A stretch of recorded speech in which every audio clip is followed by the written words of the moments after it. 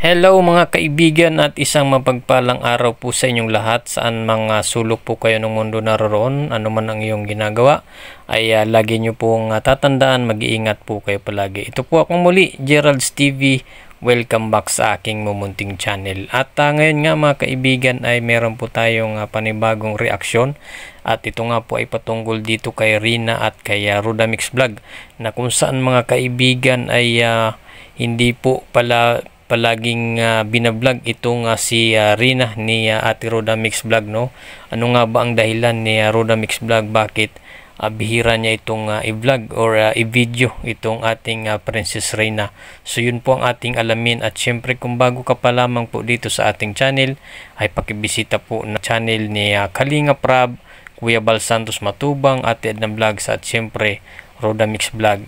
Ay bisitahin nyo po ang kanilang mga channel at suportahan po natin.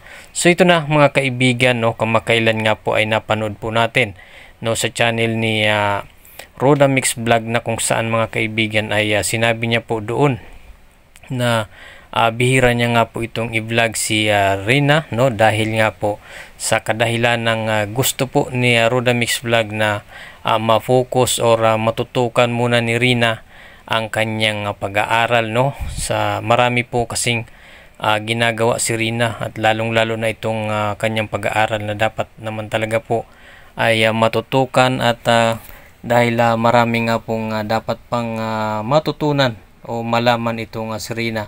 Katulad nga nito mga kaibigan, no, busy nga ang schedule ni Rina, dahil bukod po mga kaibigan sa pumapasok siya sa school, no, ay yan nga po ay hatid sundo pa ni Rodamix Vlog, no. At yun po, bukod pa dyan mga kaibigan ay meron po siyang tutorial, no, na kasama nga niya si Ma'am Jackie, no, na siya po yung nagtuturo dito kay Rina. At ngayon po, no, ay meron din po siyang lesson sa pagpapiano, no.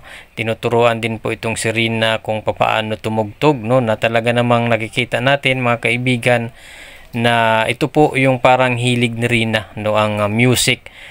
At music nga, no, ang parang hilig ni Rina. At yun pa, isa pa, meron po siyang hilig sa pagsayaw at pagkanta, no. Nakikita naman natin mga kaibigan sa mga ibang mga videos ni Kalinga Prab at ni Rodamix Vlog na ganun ang ginagawa ni Rina, yung talagang kapag nakakarinig siya ng music ay sumasayaw siya, at minsan sinasabayan niya pang kantahin ito. So yun po ang kadahilanan mga kaibigan, no, kung bakit bihira natin or bihira i-vlog ito ni Rodamix Vlog si Rina.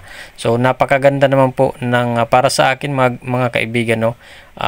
Isa po yan sa magandang rason, no, para talagang itong si Rina ay makapag-focus, no, sa kanyang pag-aaral at talagang matutukan, no. Ang pag-vlog naman po mga kaibigan ay madali lang naman po yan, no.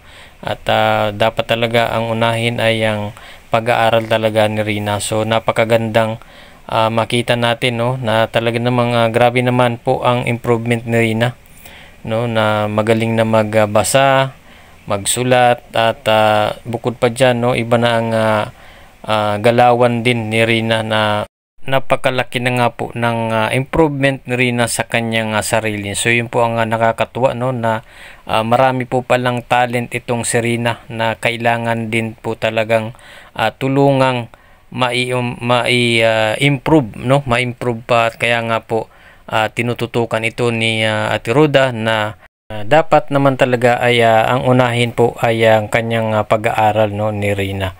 So yun lamang po, no, mga kaibigan, at tayo po ay natutuwa na malayong malayo na po ang kumbaga napakalaki na nga po talaga ng improvement ni Rina, no, kung ikukumpara mo noon at ngayon, no, na napakaganda pong tingnan na si Rina ay marami na pong natututunan.